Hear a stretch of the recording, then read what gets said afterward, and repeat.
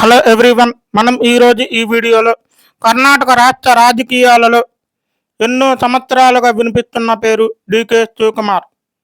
ఒక సాధారణ రైతు కుటుంబం నుంచి రాష్ట్ర ముఖ్యమంత్రి స్థాయికి ఎలా ఎదిగారు, ఎందుకు ఆయనను కాంగ్రెస్ పార్టీ ట్రబుల్ గూటర్ అని పిలుస్తుంది, తన పూర్తి పేరు ఏమిటి, పూర్తి కథ ఇప్పుడు తెలుసుకుందాం. మరిన్ని వీడియోల కోసం మా ఛానల్ని సబ్స్క్రైబ్ చేసి బెల్ ఐకాన్ని క్లిక్ చేయండి. 1962 సంవత్సరం కనకపురాలోనే జన్మించారు. 1980లో విద్యార్థి నాయకుడిగా రాజకీయాలలోకి అడుగుపెట్టిన డీకే శివకుమార్ కాంగ్రెస్ పార్టీలో క్రమంగా ఎదిగారు. 1989 సంవత్సరంలో మొదటిసారిగా ఎమ్మెల్యేగా గెలిచి కర్ణాటక రాజకీయాలలో తన ముద్ర వేశారు.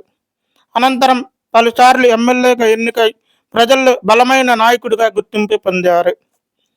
తన పూర్తి పేరు దొడ్డాలహల్లి కెంపేగౌడ శివకుమార్ అలియాస్ డీకే శివకుమార్. 2008 సంవత్సరం నుంచి తన సొంత నియోజకవర్గం కనకపుర నియోజకవర్గానికి ప్రాతినిధ్యం వహిస్తూ వరుస విజయాలను సాధించి రాష్ట్ర మంత్రి పదవుల్లో కూడా పనిచేస్తూ పట్టణాభివృద్ధి, విద్యుత్, తాగునీటి వంటి కీలక పదవులను నిర్వహించారు. డీకే శివకుమార్కు కాంగ్రెస్ పార్టీ ట్రబుల్ గూటర్ అనే పేరు రావడానికి ప్రధాన కారణం పార్టీ సంక్షోభ సమయంలో పార్టీని కాపాడడానికి ఆయన పోషించిన పాత్ర. 2017 సంవత్సరంలో గుజరాత్ కాంగ్రెస్ ఎమ్మెల్యేలను బెంగళూరులో ఉంచి పార్టీ వ్యూహాన్ని విజయవంతం చేయడంలో కీలక పాత్ర పోషించారు. 2018లో కర్ణాటక రాష్ట్ర కాంగ్రెస్ జేడీఎస్ సంకీర్ణ ప్రభుత్వం ఏర్పాటులో కూడా ఆయన ప్రభావం కనిపించినది. 2020 సంవత్సరంలో కర్ణాటక కాంగ్రెస్ అధ్యక్షుడిగా బాధ్యతలు చేపట్టి పార్టీని బలోపేతం చేశారు. ఆ తర్వాత 2023 అసెంబ్లీ ఎన్నికలలో కాంగ్రెస్ విజయం సాధించిన తర్వాత సిద్ధరామయ్య గారి ముఖ్యమంత్రి పదవి చేపట్టి ఆయన కేబినెట్లో రాష్ట్ర ఉప ముఖ్యమంత్రిగా డీకే గారు బాధ్యతలు చేపట్టారు. డీకే గారి ప్రధాన లక్ష్యం ముఖ్యమంత్రి పదవి. దాదాపు 4 దశాబ్దాల రాజకీయ ప్రయాణం తర్వాత 2026 జూన్ 1వ తేదీన కాంగ్రెస్ శాసనసభాపక్ష నాయకుడిగా ఎన్నికై జూన్ 3వ తేదీన కర్ణాటక రాష్ట్ర ముఖ్యమంత్రిగా ప్రమాణ స్వీకారం చేశారు. ఈ 25వ ముఖ్యమంత్రిగా ప్రమాణ స్వీకారం చేసే సమయంలో ఎందరో ప్రముఖ నాయకులను కలిసి ఈ కార్యక్రమానికి ఆహ్వానించారు.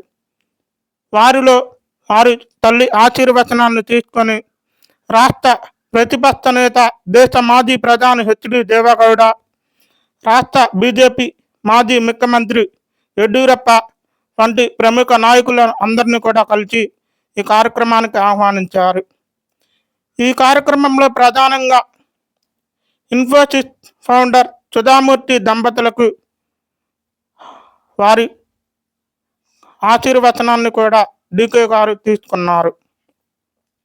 ఈ ప్రమాణ స్వీకారం జరుగుతున్న సమయంలో బెంగళూరు లోక్ భవన్లో డీకే గారి ప్రమాణ స్వీకార కార్యక్రమానికి AICC all India Congress committee అధ్యక్షుడు మల్లికార్జున ఖార్గే, రాహుల్ గాంధీ, కాంగ్రెస్ పాలిత రాష్ట్రాల ముఖ్యమంత్రులు అందరూ కూడా పాల్గొన్నారు.